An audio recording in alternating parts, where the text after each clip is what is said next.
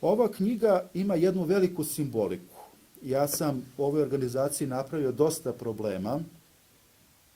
Znam sve kakve su okolnosti oko finansijske prirode i ove zaraze, ali sam lepo zamolio da li je to moguće.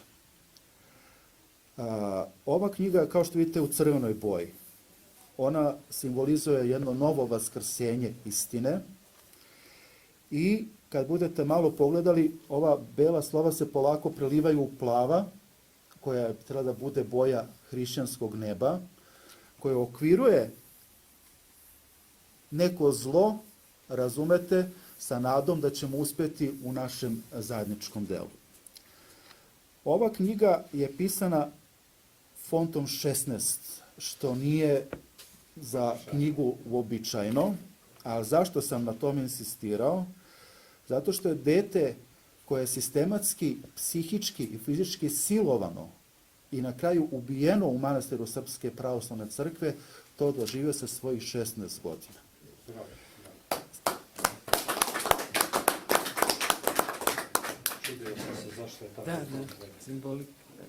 Samo imamo još 3 godine.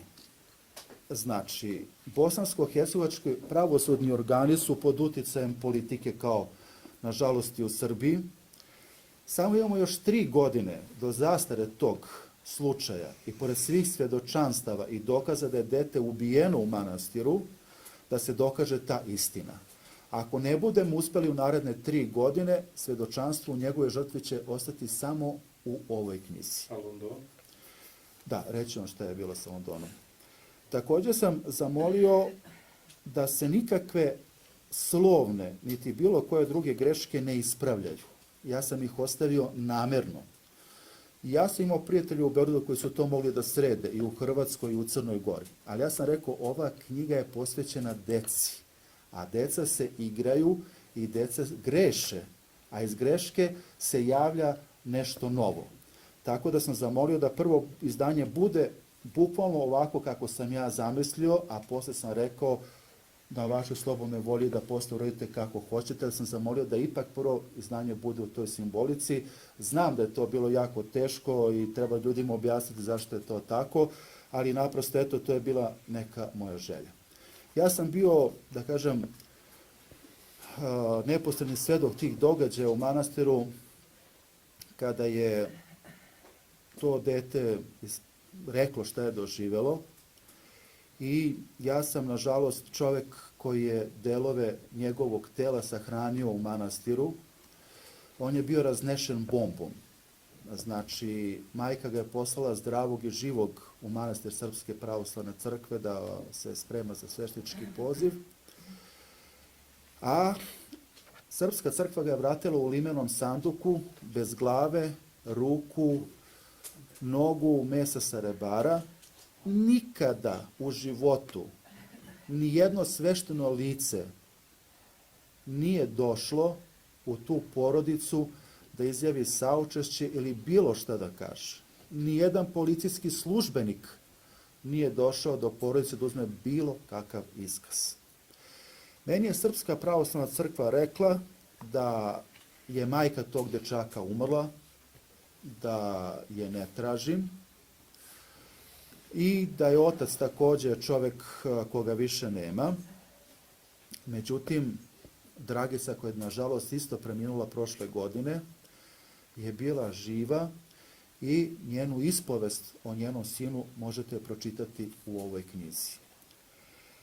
Kada se Dragica odvažila da bude jedan od tužitelja protiv Srpske pravoslavne crkve sa svojom majkom, bakom Kosanom, koja ima preko 80 godina, oko njihove kuće su dolazili ljudi koji su im pretili da će ih silovati i da će im zapaliti kuću.